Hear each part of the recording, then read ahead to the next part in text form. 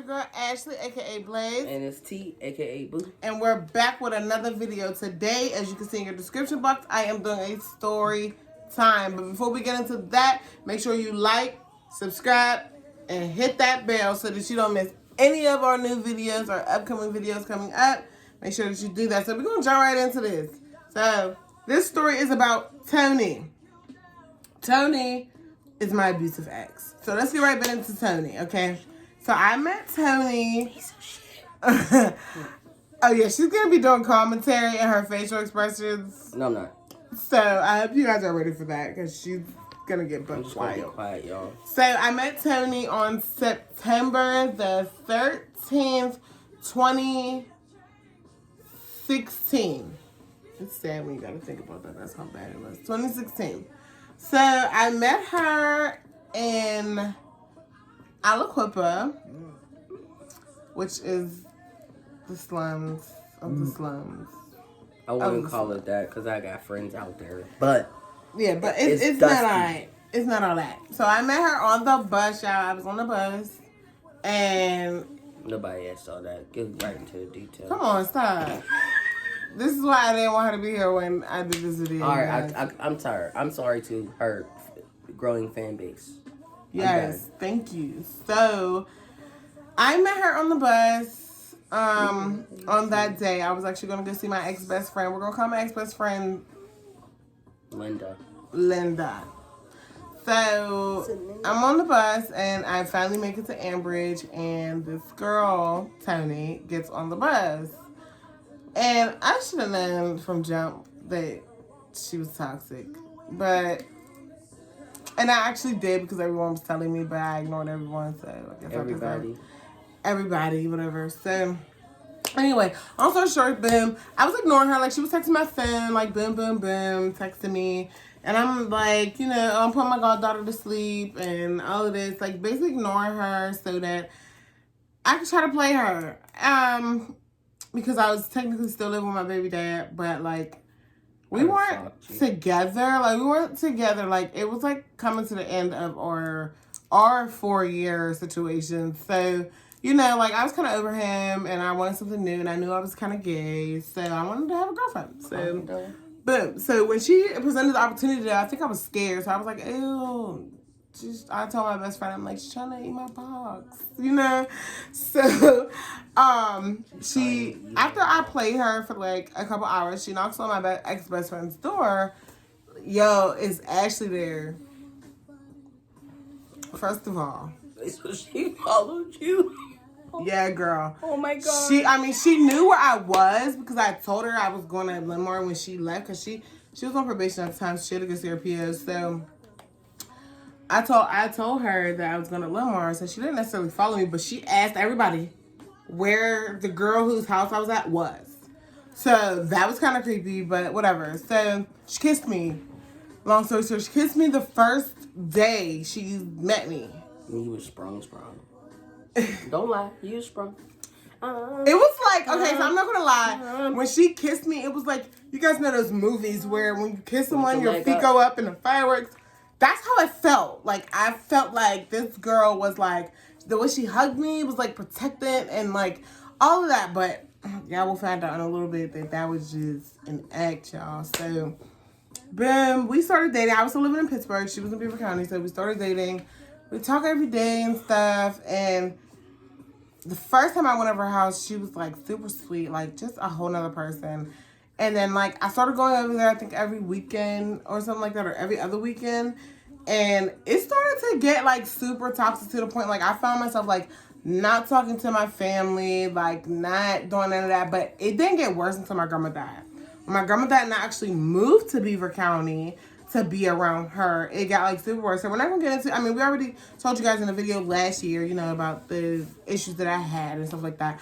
But they got worse in Beaver County, and she got worse. So when my grandma had died, like, I just remember, like, us not talking. Like, we weren't talking my initial move down there because she didn't come to my grandma's funeral and she didn't, like, check on me, and I felt like that was it. Like, I felt like that was your chance to show me that you wanted to be with me in my time of, you know, going through what I was going through. So What happened? You just smacked me. Sorry.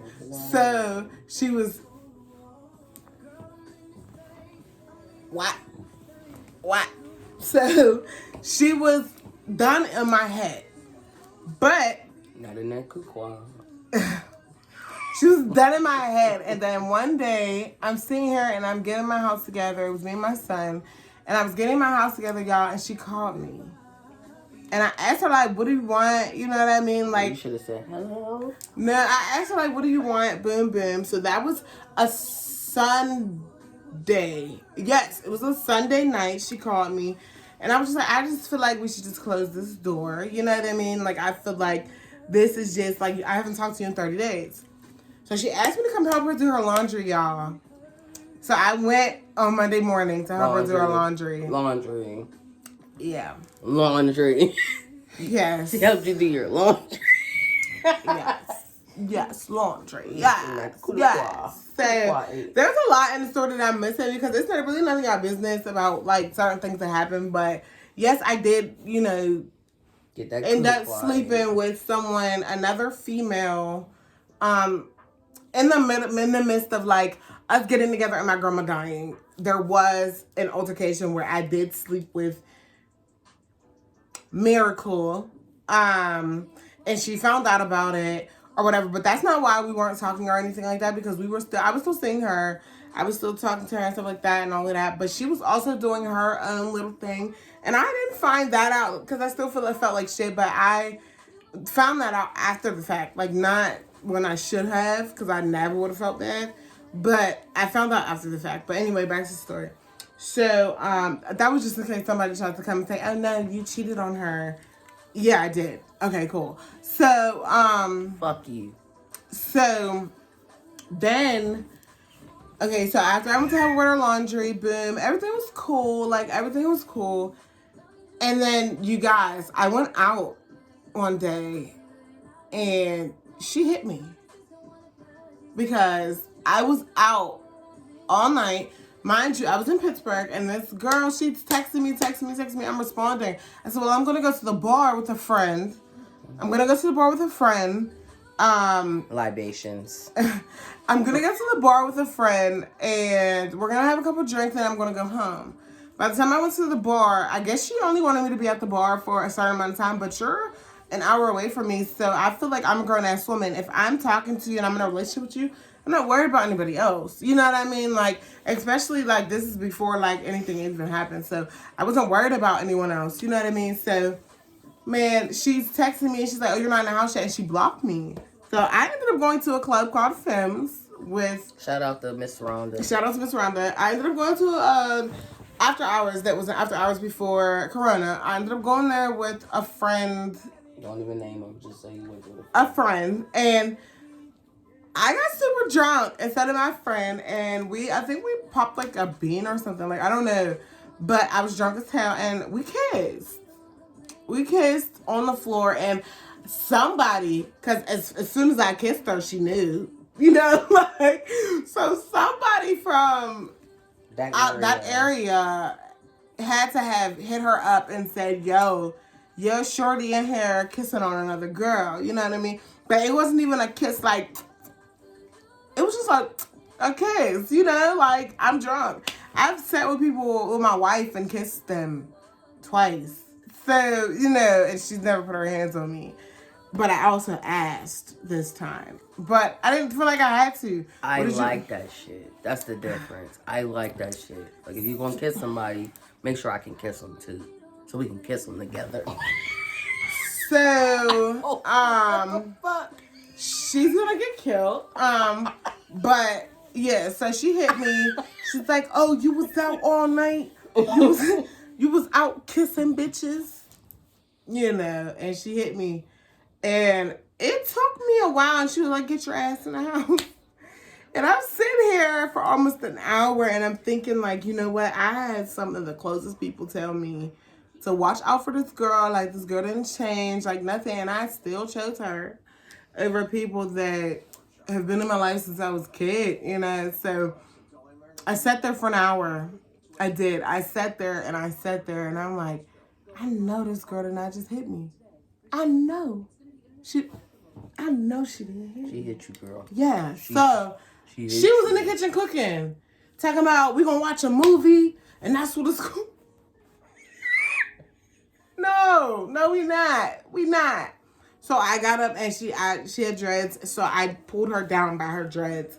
And I had my nails done at the time, so I'm pulling her by her, like, bitch, come here. You know? Like, come here. So that's how that went. So, long story short, I'm just gonna, like, okay, so some of the most significant moments that I want to talk to you guys about, because it's really irrelevant because she was just toxic and annoying. I know that she started messing with somebody who became one of my good friends who became not my good friend anymore. So she was trying to mess with her and mess with me and all that. Then her ex, she was always on the phone with her ex and stuff like that. And one day I ran away. I ran away for like 2 weeks. And this is going to sound so toxic, y'all, but this is how toxic the relationship was. So I ran away so that this girl that had, like, I wanted her to think that I was dead.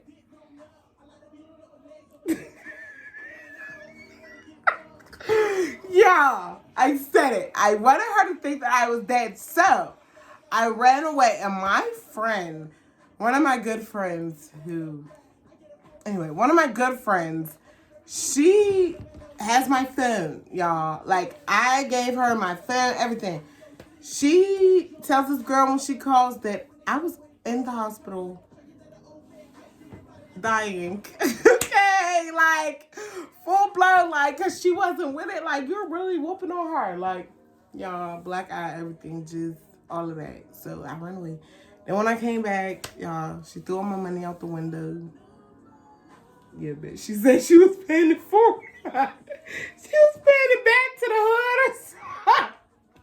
I swore she was the one on drugs. You lied. I'm telling you. I promise you to God. She took my money and she lit 120 on fire. I'm giving it back to the hood. Oh, fuck you up. She lit 120 on fire, I'm taking your tax return and giving it back to the hood. I slapped the shit out of you. So, y'all, let her get her commentary in because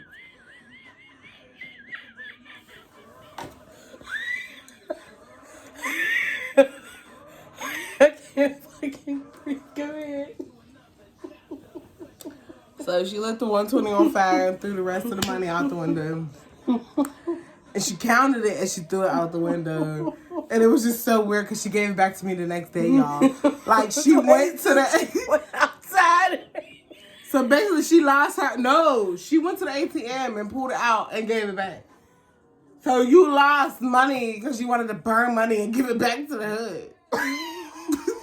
But anyhow, so then fast forward. I had got these 2 jobs, y'all, and her grandma ended up getting sick. So I ended up quitting my 2 jobs for her to help her take care of her grandma, which I loved every minute. I'm not really gonna speak on that because I loved her grandma. But some stuff had happened and we were back on the rocks, and she ended up busting my windows out of my house, and her brothers jumped me, and you know, like, it was like a lot. And this one always says, like, if she was around, like, pew, pew, pew, pew, pew, pew, pew, you know. But it was, like, really toxic for me because she broke me down. That's the whole point here. Like, she broke me down. Like, I went from, like, getting my hair done every day, like, doing my hair every day, planning hair, planning makeup, to, like, always having on my natural everything, because apparently those weren't things that she liked. So the things that I was exploring and trying to, you know, do for me, I couldn't, because every 5 minutes it was, oh, if I shaved, I'm cheating on her. Wait, so what? She wanted to brave the weather to get to the treasure. I had to shave at her house. So she wanted to do one of these. Like, I had to shave, like, if I wanted to shave, I couldn't come. She wanted to go like this. Bitch. Bye. I couldn't No, come. I'm for real. This is me in real life. I'm not making it up for YouTube. I cannot believe that she wanted to go like Oh my God. Continue, please. So I had to like shave at her house. If I came to her house already shaved, it was an argument waiting to happen. Like I got beat with one of those Walmart lamps, the bottom part. The bottom part, and then she went to the hospital with me and told them like, yeah, I beat her with a Walmart lamp. I need some more libations. Like, I've never met a bitch that was so crazy. Like, and yes, I'm gonna call Tonya a bitch because, woo. So then, time goes on, and it was like I robbed her. I robbed her because I felt like she owed me some pain and suffering money. And at that point, I felt like if I robbed her, that we would be done. We would be done. But no, that didn't work. That didn't work. I don't know what it was. Like, this girl was whole arguing with me in a hood. Like, a hood full of people standing outside, like, arguing with me. Like, I've ran down on her with hammers. Like, the toxicity was super real in our relationship. And then, after she busted my windows out and stuff, and then her and her brothers jumped me, I didn't really feel safe around her. Like, I didn't feel that, even though I knew it was toxic, I still loved her thing. Like, I didn't feel, like, able to sleep next to her and stuff like that. So I felt like God put an obstacle in my way to separate us, and that was me going to jail for 4 months. I ended up going to jail in the summertime of 2018, and I didn't get out until November. So I had went to jail and stuff like that. We're not gonna get into the story why I went to jail, because I'm still trying to figure out if I want to switch this all around or not. But I went to jail or whatever, and she like basically said fuck me. You know, after about 3 months, she basically said fuck me, and it devastated the fuck out of me. Like, it was like, even after everything, like realizing finally like we had came to our end, didn't really come until I got out of jail, and the dumb bitch had me go to her house, you know, thinking like, oh, I'm home, Roscoe Jenkins type, you know. I came home to her having another bitch in the crib, you know. She got me sitting outside waiting for her to get off work, you know what I mean, just to tell me this, but I already know, you know what I mean. So it was like, to the point where I felt it even when I was in jail, but it was to the point where seeing that in my face really fucked me up, to the point like, I just started spiraling like downhill. Like, I let her get the best of me in the worst way. Like, and then, you know, it took a while for me to even think about being in another relationship, because she came after that. So it was like, it took a while for me to think about being in a relationship, because even when I got into a relationship with her, I don't really think that I was over. You weren't. Tanya. You weren't. Tanya. You weren't. Yeah. Because you called me her in Walmart, and I almost broke up with you. Yeah, you weren't. I did. I called her the girl's name in Walmart. And it was an accident. Like, I think that we had like a day where it was just a lot going on, and I was just like, oh my God, blank. And I was like, fuck. Because we weren't together that long to where it would be like, oh my God, I don't know if I can leave her. Like, oh my God. Like, you know, we weren't together that long when that happened. So it was just like, damn, you know. And there were times where they got into it, you know, my ex and her. Because I don't really know why. I would, you know, like, I don't know why they really, because we both cocky bitches, but I'm cockier. Yeah. But I'm cocky with a cause. I don't have to be toxic and cocky. I'm cocky because I can be. So, and that's what it is. And if you want to come get her, you can still come get her. Come get Mrs. Gxuluwes. You heard that, Mrs. Mrs. Stop. So she had a lot of, not like, she dislikes her because of one of the things that she did to me, and then two, the way she acted when I got with her was just like, for you to be in a relationship and be watching me so bad to the point you hopping in my great sister's inbox and stuff talking about who you could come and get. It was it was unnecessary, and I think the age difference for me is what took me out. Yeah, because she's 32 now. She's 32 now, so like, back then she would have been 31. Like that, and I'm younger than you, so I don't understand. I've never been around that amount of toxicity You know, so for me, it was more so like, why is that your take on life? I really don't give a fuck what you have to say. I don't. I can care less. So that was my take. I really don't give a fuck. I don't know the girl to not really. I really don't care, personally.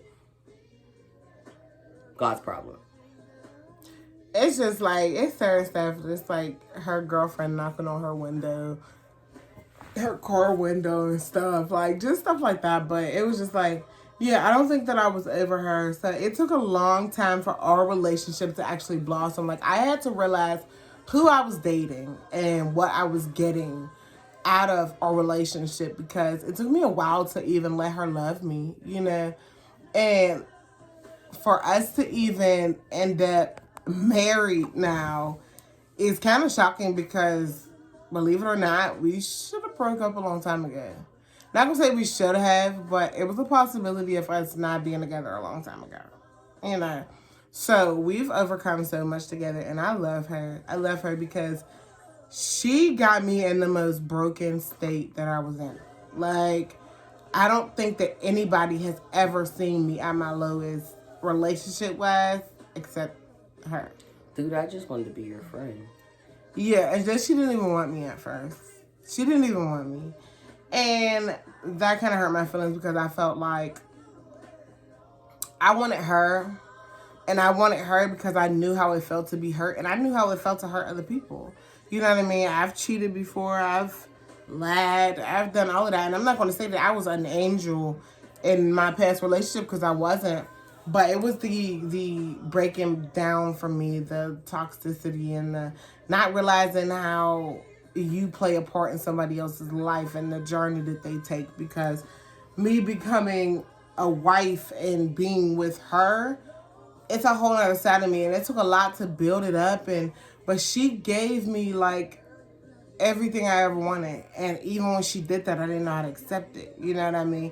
But when I finally accepted, I started to glow different, and I started to carry myself different. Like, I changed my entire wardrobe, like the full nine. Like, I did all of that. Like, you know what I mean? And it was like, I want my wife to wake up and be like, damn, like, I married a baddie. Like, I married a woman who's taking care of her kids, who's cooking, who's cleaning. I'm a little messy, but I want her to be happy every day when she wakes up.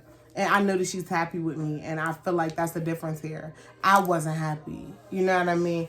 No matter how much I felt like I needed to be, no matter how much I wanted to stay, I don't even believe that it was like a love thing. Like, I know I loved her, but I know I didn't need to be with her. You know, for me now, it's like I know I love her, and I know, like, I need her. Like, I know that she doesn't bring toxicity to my life. If anything, I bring it to hers. You know what I mean? And that's not fair either, but it's all a work in progress. And we are strong, me and her. We done been through some shit. So, to my ex, Tanya, Tony, whoever you want to be for the day. Tyrone, pack your shit. Sorry, no. It's like, no, listen, I just wanted to say, like, thank you to my ex for allowing me to go through that hurt, because that was my first heartbreak.